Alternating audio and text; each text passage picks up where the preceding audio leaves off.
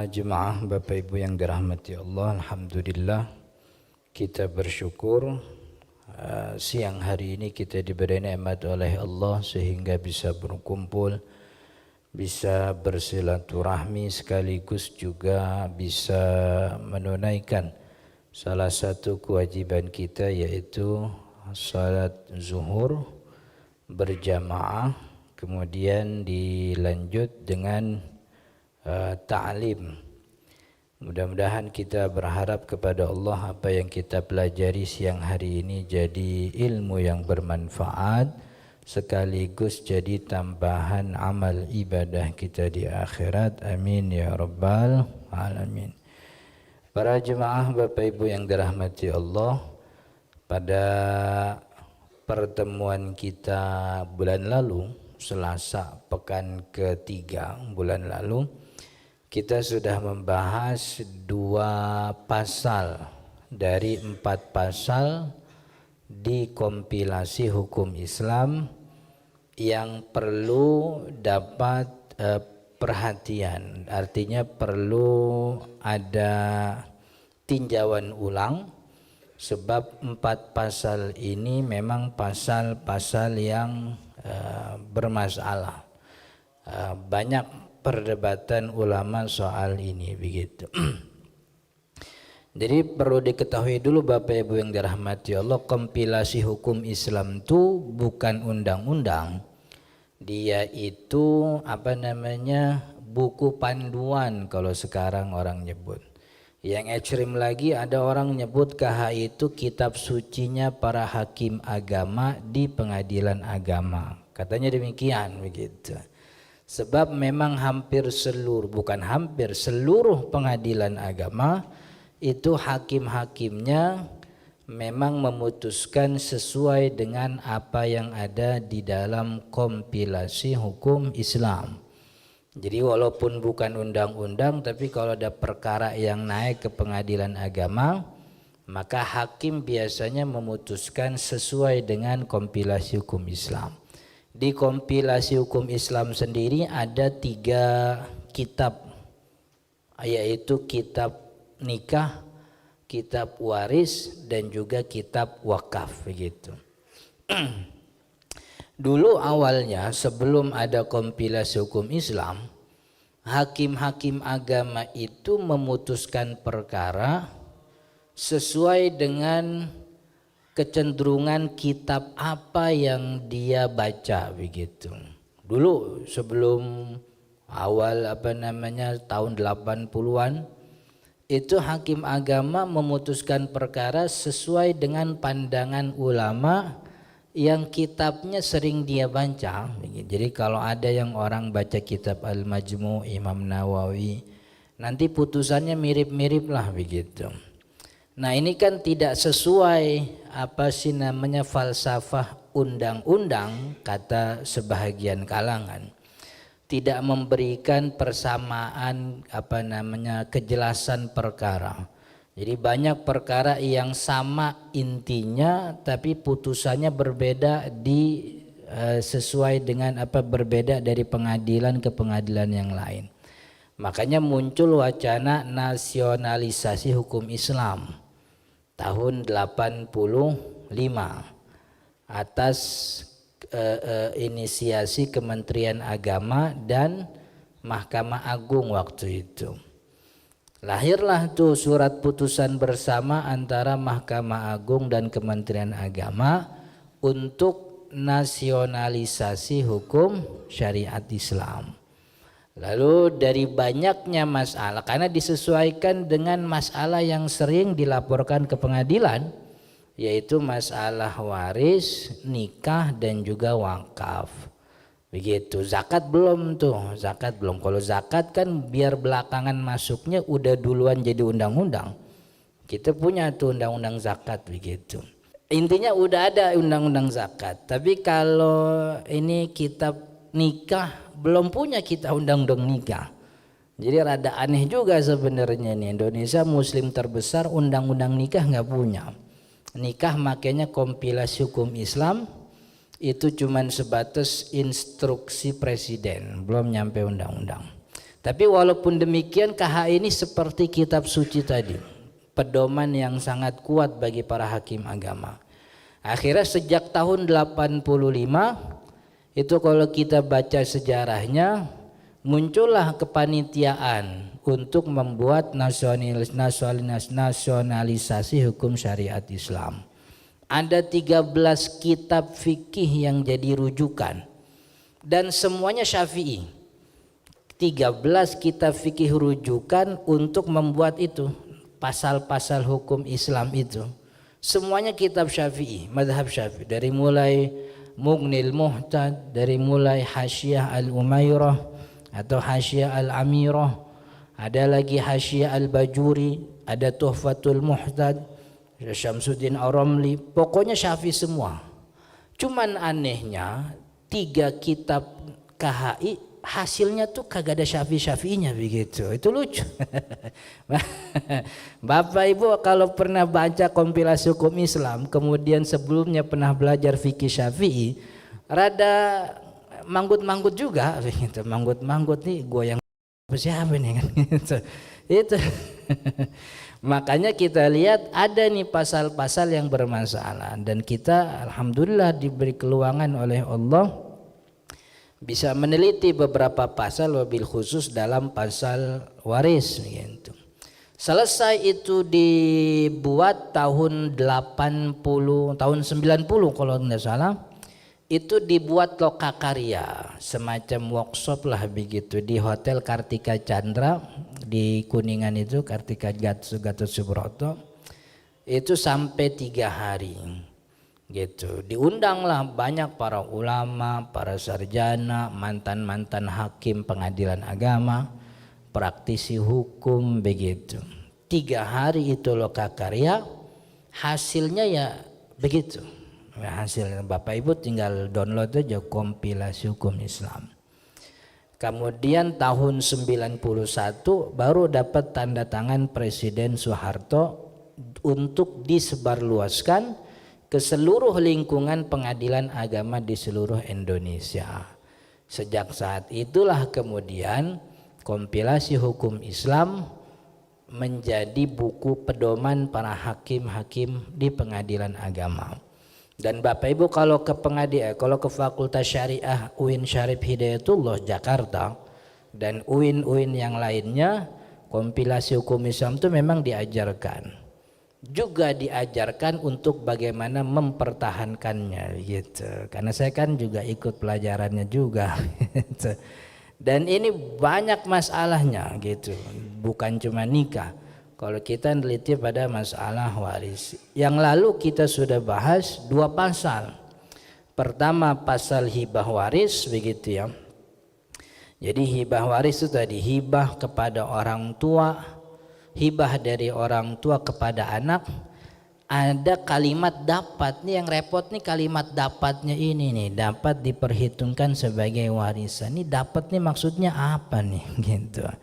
Makanya orang menganggap kalau ada orang tua sudah memberikan hibah kepada anaknya, maka hibah tersebut jadi warisan. Artinya ketika orang tua itu meninggal, si anak yang sudah dapat hibah itu tidak lagi punya hak terhadap warisan. Ini secara syariat kan tidak benar. Sebab yang namanya harta warisan adalah harta yang dimiliki oleh mayit sampai dia meninggal. Sedangkan hibah yang sudah dia berikan bukan punya dia lagi. Maka ketika dia meninggal itu hibahnya tuh emang bukan punya dia. Karena bukan punya dia maka bukan warisan. Karena bukan warisan maka si orang yang dapat hibah tetap dapat warisan. Kemarin kita contohin Abdullah punya anak namanya Hamid 1, Hamid 2, Hamid 3. Hamid 1 udah dapat hibah jauh sebelum Abdullah meninggal, dikasih rumah, udah diisi, udah pokoknya walaupun kadang nih masalahnya kita juga abai soal surat menyurat gitu. Orang tua kita tuh kalau soal kejujuran tuh nomor 1, udah nggak ada yang ngalahin. Tapi kalau soal jujur mah jujur 100% gitu. Orang tua kita dulu kan kayak ini, kayak Bang Ben, jujur, biar hidup lu mujur. Kalau kagak jujur hidup lu hancur gitu. Benar itu gitu, jujur. Itu kadang-kadang kesalahan di situ. Artinya kalau rumah sudah dihibahkan kepada Hamid satu, itu rumah sudah bukan lagi milik Abdullah karena hibah memindahkan kepemilikan. Maka ketika Abdullah meninggal, rumah yang diberikan kepada Hamid bukan warisan. Emang bukan punya dia. Yang namanya warisan itu kan harta yang dimiliki sampai dia meninggal dunia. Maka Hamid satu tetap dapat warisan gitu. Tapi di kompilasi hukum Islam enggak. Sebab udah dapat hibah. Maka itu di pengadilan agama banyak laporan, banyak pengaduan atau banyak masalah kasus itu, yaitu kakak melaporkan adiknya gitu. Karena kakaknya nih merasa dihalangi untuk dapat warisan dengan alasan si adik melarang dapat warisan soalnya kakaknya udah dapat hibah begitu. Ini kan pasalnya jadi tidak sesuai harapan. Harapannya ada undang-undang tuh kan biar hidup rapi begitu. Hidup rapi itu damai, kagak ada cekcok. Kalau justru pasalnya yang bikin kita cekcok, berarti pasalnya kudu dirubah ini. Sebab pasal ini yang bikin orang ribut begitu. Kan ya, falsafahnya undang-undang tuh biar hidup rapi gitu. Falsafahnya putusan pengadilan tuh biar kagak ada yang ribut. Kalau dibikinin begitu malah jadi ribut, emang undang-undangnya kagak benar. Undang-undang. Kemudian kemarin juga kita bahas tentang wasiat wajibah. Wasiat wajibah kepada anak angkat. Ini merubah sifat akad, bahwa wasiat itu akad ikhtiari, opsional. Ada sigohnya. Tapi kalau diwajibkan jadinya nggak usah ada akad lagi. Berubah nih. Wasiat berubah menjadi warisan. Sebab tanpa ada omongan, tanpa ada akad, tanpa ada ucapan, orang yang meninggal sepertiga hartanya dijadikan otomatis warisan, walaupun orang nyebutnya wasiat. Karena wasiat itu kan sifatnya sukarela. Kalau warisan itu kan nggak ada sukarela. Warisan tuh orang meninggal hartanya pindah, namanya ijbari. Kalau dibikin pasal begini berarti kalau ada orang yang meninggal punya anak angkat, maka sepertiga hartanya diberikan kepada anak angkat sebagai wasiat wajibah. Padahal wasiat itu dalam syariat akad ikhtiari, akad transaksi yang berdasarkan sukarela, nggak bisa dipaksa begitu. Kalau di sini kan ini malah jadi bikin, ibaratnya bikin jatah waris baru di luar Al-Quran gitu. Jadi di luar Al-Quran orang-orang bikin jatah faraid baru, namanya wasiat wajibah. Diberikan 1/3 anak angkat lagi, bukan kerabat begitu. Anak angkat. Anak angkat. Kalau di Timur Tengah ini ke cucu ini. Kalau di Timur Tengah ke cucu. Itu juga banyak perdebatannya. Ntar kita jelasin. Ini dua pasal. Nah, kita akan pelajari pasal yang keempat, ketiga yang bermasalah, yaitu harta bersama suami istri begitu. Ini kalau harta bersama ini di KUHP Perdata ada yang kita sebut dengan istilah kitab BW, Undang-Undang Perdata gitu. Sejak saat dilangsungkannya perkawinan, maka menurut hukum terjadi harta bersama menyeluruh antara suami istri sejauh tentang hal itu tidak diadakan ketentuan-ketentuan lain dalam perjanjian perkawinan. Kalau dalam kompilasi hukum Islam pasal 35 ayat 1 Undang nomor 1 tahun 74, harta benda yang diperoleh selama perkawinan menjadi harta bersama. Ini undang-undang nih.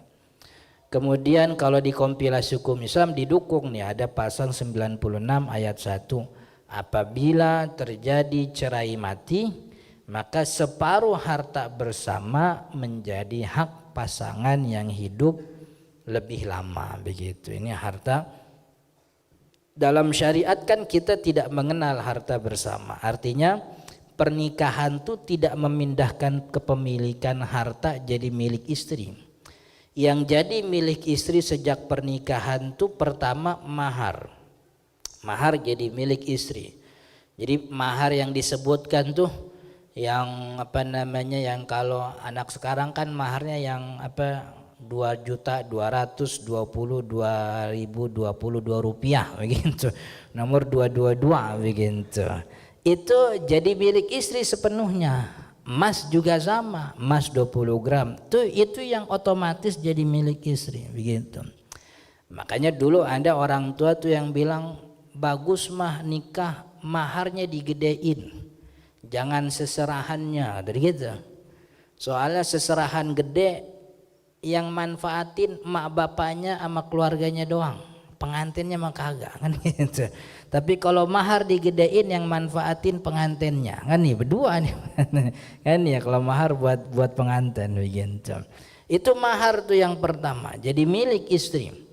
Itu. Ya tentu kalau kemudian si istri merelakan emas yang awalnya jadi mahar tuh, ngelihat suaminya susah, udah bang pakai aja mahar saya lah gitu. Nih kemarin abang ngasih mahar 20 gram, jual dah 20 gram buat abang nyari kerjaan apa modal. Itu kan jadinya dikasih tuh, beda cerita tuh, nggak ada masalah ya. Ya kalau ada istri begitu biasanya calon keluarga sukses begitu emang gitu. Soalnya kalau kita dengar orang-orang sukses tuh ada aja cerita jual mahar bininya begitu dulu. Ada aja cerita begitu tuh. Iya dulu kita dengar siapa Menteri Sandi Uno gitu. Dulu di Posket dia cerita zaman dia susah dia jual emas Pok Nur katanya gitu. Jadi kalau kita punya bini pernah jual emas untuk kemaslahatan suaminya, ini bakalan orang sukses begitu. Emang orang sukses begitu semua tuh. Jadi mulanya jual emas dulu emang.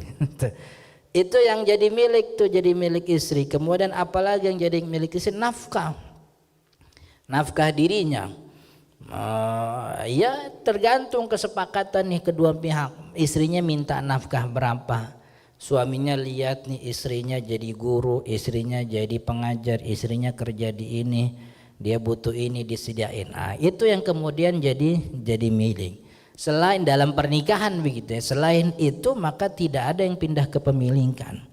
Buktinya dulu Nabi Muhammad SAW pernah didatengin sama seorang sahabiyah, sahabat perempuan namanya Hindun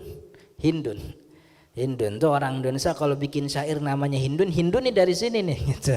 Hindun tuh istrinya Abu Sufyan. Hindun datang ke rumah Nabi Muhammad SAW, dia ngadu, ya Rasulullah, inna Abu Sufyan rajulun syahih. Ya Rasul, itu laki saya Abu Sufyan orangnya pelit gitu.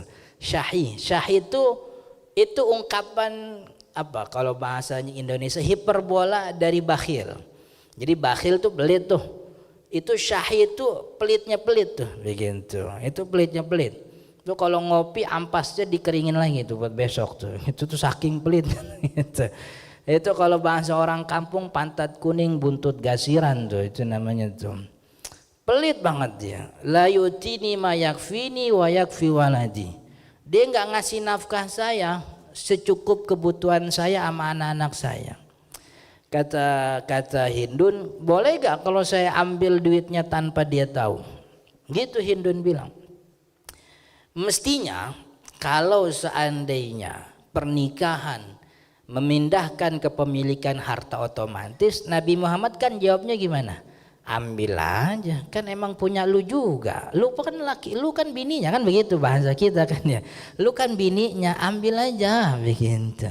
Tapi Nabi Muhammad SAW enggak jawab begitu. Kata Nabi Muhammad, khudhi ma yakfiki wa baniki bil ma'ruf. Ambil secukup kebutuhanmu dan anakmu gitu. Dibatasin ngambil yang cukup kebutuhan, sebab memang itu kewajibannya suami. Artinya Hindun ini ngambil haknya, beneran haknya, bukan semutlak-mutlaknya dikuasain begitu. Ambil secukup kebutuhanmu dan anakmu bil ma'ruf, dengan baik. Dengan baik itu tanpa berlebihan. Berarti kan di tengah para sahabat Nabi itu pemikiran bahwa harta kagak otomatis pindah sebab pernikahan tuh ada. Makanya Hindu nanya kan ya, Hindu nanya. Maka itu Hindu nanya dan Nabi Muhammad jawab begitu. Dan kita maklum nih di tengah masyarakat para ulama kita bahwa istri yang bersedekah dengan harta suami tanpa izin itu kan sedekahnya pahalanya buat suami. Istri jatuhnya dosa karena ngambil tanpa sebab, ngambil tanpa izin. Kecuali yang sifatnya wajib gitu ya.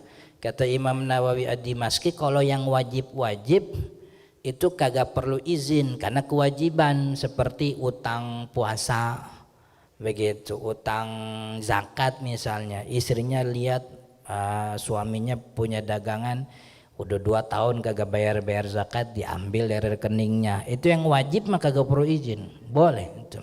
Utang puasa belum bayar fidyahnya misalnya begitu. Tapi yang sifatnya sunnah kan kudu izin. Bahkan puasa sunnah yang dilakukan oleh istri tanpa sepengetahuan suami, puasanya kan tidak berpahala kan ya begitu. Itu ketetapannya seperti itu. Maka hartanya nggak pindah.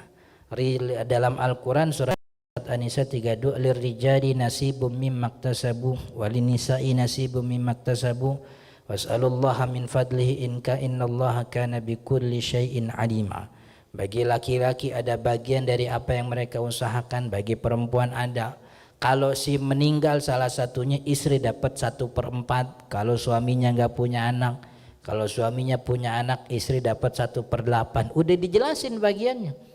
Kalau istri yang meninggal, suami dapat 1/2. Kalau istrinya nggak punya anak, kalau istrinya punya anak, istri dapat 1/4. Begitu dijelaskan. Jadi tidak ada kemudian pembagian setengah dulu. Enggak. Secara syariat tidak ada ketetapan pembagian harta bersama, kecuali kalau ada kesepakatan di awal.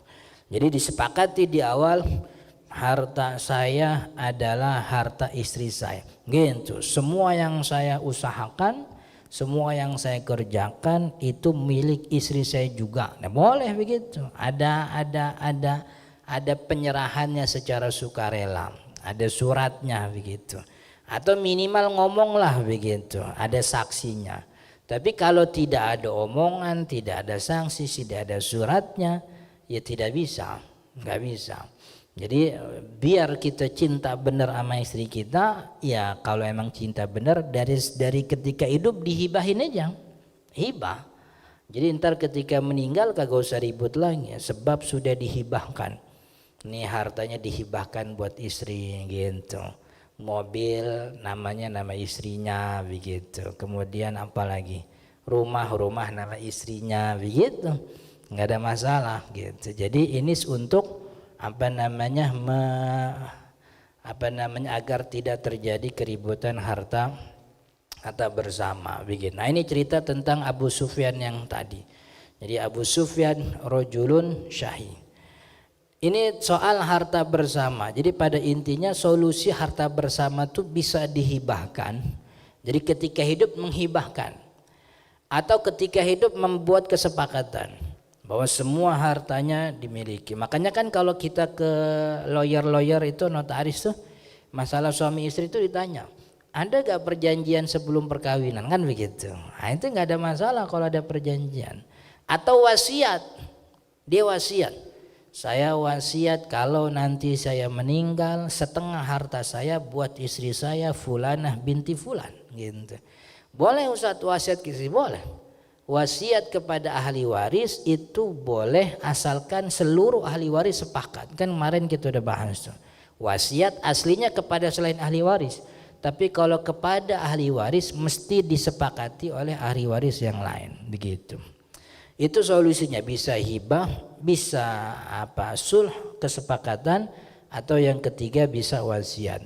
Yang keempat, pasal yang bermasalah adalah ahli waris pengganti. Ini yang paling banyak nih. Jadi dari 3 pasal ini, porsi terbesar yang sering diajukan ke pengadilan itu porsi ini nih, ahli waris pengganti. Ada di pasal 185 kompilasi hukum Islam. ahli waris yang meninggal lebih dulu daripada si pewaris, maka kedudukannya dapat digantikan oleh anaknya, kecuali mereka yang tersebut dalam pasal 173. Pasal 173 itu pembunuh, beda agama dan budak. Jadi orang yang dinyatakan dia membunuh pewarisnya, atau berbeda agama, atau dia budak daripada pewaris, bukan budak, beda status, budak dan merdeka, itu tidak mendapatkan warisan. Bagian ahli waris pengganti tidak boleh melebihi dari bagian ahli waris yang sederajat dengan yang digantikannya. Begini contoh, ini ada almarhum nih. Nah, ini almarhum punya anak laki 1, anak laki 2. Anak laki ini punya cucu nih, punya anak, kan ke almarhum namanya cucu. Dalam kondisi pasal 185, katakanlah anak kedua meninggal jauh sebelum almarhum nih yang katakanlah nih yang merah namanya Abdullah dah.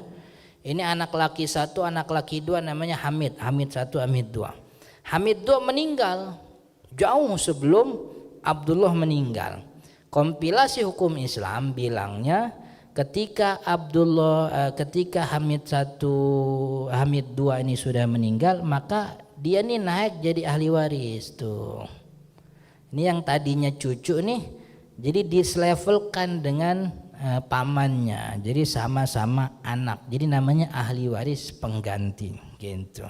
Dalam syariat Islam ini cucu ini terhubung kepada pewaris melalui penghubung nih anaknya nih. Ini pewaris anak cucu. Kaidahnya setiap ahli waris yang terhubung kepada pewaris melalui penghubung, maka ia terhalangi penghubungnya dan atau yang selevel dengan penghubungnya. Cucu itu terhubung kepada pewaris melalui ayahnya yang merupakan anak pewaris. Maka selama anak pewaris itu ada, cucu terhalangi oleh anak pewaris. Walaupun anak pewarisnya sudah wafat, artinya kan ini anak kedua sudah wafat nih, dia tetap terhalangi dengan orang yang selevel dengan penghubungnya, begitu. Saudara-saudara almarhum itu terhalangi ketika almarhum punya ayah, karena saudara-saudara almarhum nih, saudara-saudara pewaris terhubung kepada pewaris melalui ayah. Ketika pewaris meninggal, ayahnya ada, saudaranya nggak dapat, sebab saudara-saudara terhubung kepada pewaris melalui ayah. Maka ayahnya ada, udah saudara-saudara kagak dapat, kan begini juga sama kasusnya. Tapi dalam kompilasi hukum Islam, si cucu ini naik statusnya jadi pewaris gitu. Jadi pewaris. Cuman yang uniknya pasal 2 bilangnya bagian ahli waris pengganti tidak boleh melebihi dari bagian ahli waris yang sederajat dengan yang diganti. Ini kan bikin bingung juga akhirnya, kacau juga gitu. Nih kalau kita kan bilang ini katakan anak 1 anak dapat 1/2 begitu. Anak kedua kagak ada, digantiin begitu sama cucunya. Nah cuman cucu kagak boleh dapat 1/2 ini karena statusnya ahli waris pengganti. Karena 1/2 kan anak begitu. Ini cucu ini dapat berapa nih? Gitu. 1/3 ada, 1/3 masih ada sisa tuh 2/3 itu sisanya kemana tuh? Ini kan jadi nanggung. Kalau yang namanya hukum kan hukum syarat gitu, pengganti itu hukumnya sama seperti yang digantikan.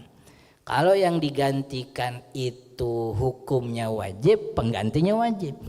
Yang diganti hukumnya sunnah, pengganti hukumnya sunnah. Sujud sahwi itu hukumnya sunnah, dia pengganti kunut subuh ke orang yang lupa kunut subuh. Maka sujud sahwi hukumnya sunnah karena dia mengganti kunut subuh begitu.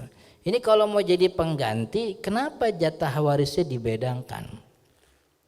Padahal dalam syariat Islam ya udah ini nggak dapat nih cucu, dapat anak laki doang.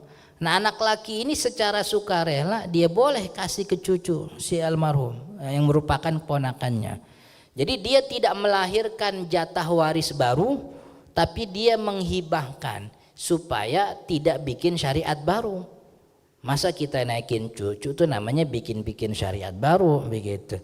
Udah tenang aja, ntar cucu gua kasih, gua kan dapat semuanya nih. Masa ya gua mau makan semuanya kan gitu. Gua makan bukan orang yang begitu.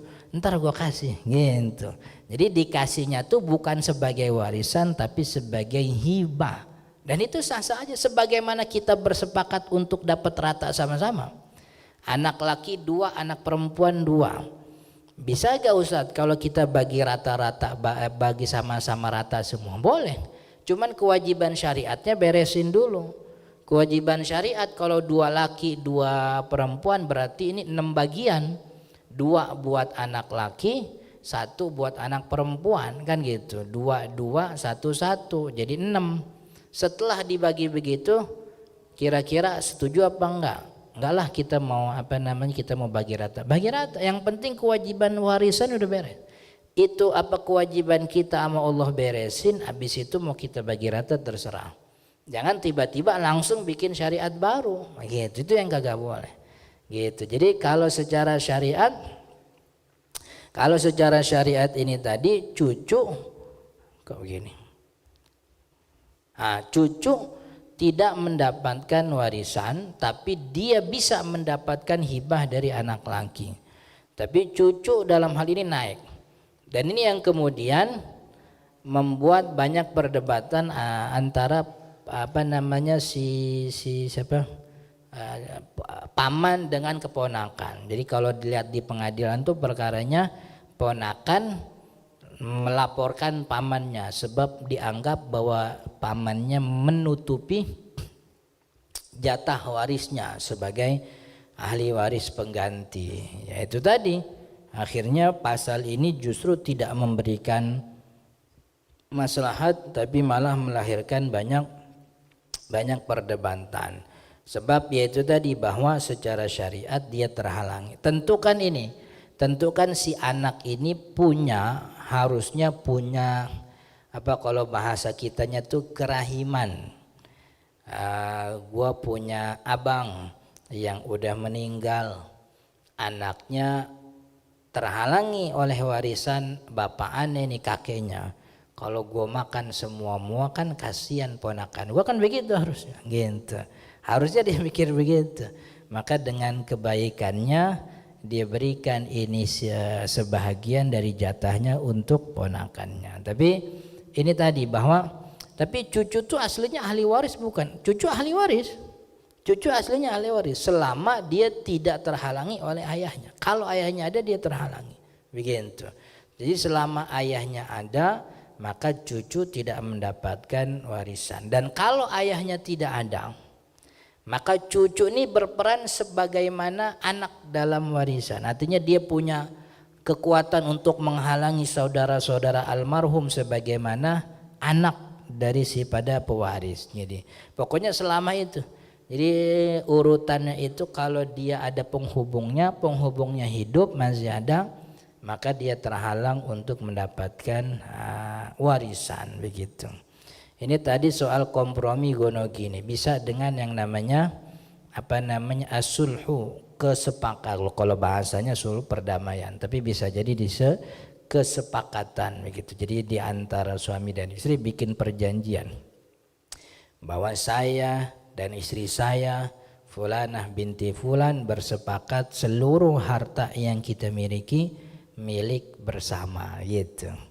Tapi kalau tidak ada kesepakatan itu maka hukum kembali kepada hukum aslinya, harta tidak pindah kepemilikan hanya karena akad nikah begitu. Wallahu taala alam, mudah-mudahan bermanfaat. Penjelasan lebih detail dengan banyak argumen dan juga komparasi pandangan baik dari syariat atau juga ahli sudah saya tuliskan di buku judulnya KHI versus Faraid Islam. KHI versus Faraid Islam. Itu saya tulis buku, saya jual itu bukunya di di banyak platform e-commerce gitu. Jadi untuk biar tahu lebih argumen dari pihak sono dari pihak sini, di bukunya sudah dijelaskan dengan gamblang. Wallahu taala alam, mudah-mudahan bermanfaat. Subhanakallahumma wa bihamdika asyhadu an la ilaha illa anta astaghfiruka wa atubu ilaik. Hadanallahu wa iyyakum ajma'in. Assalamualaikum warahmatullahi wabarakatuh.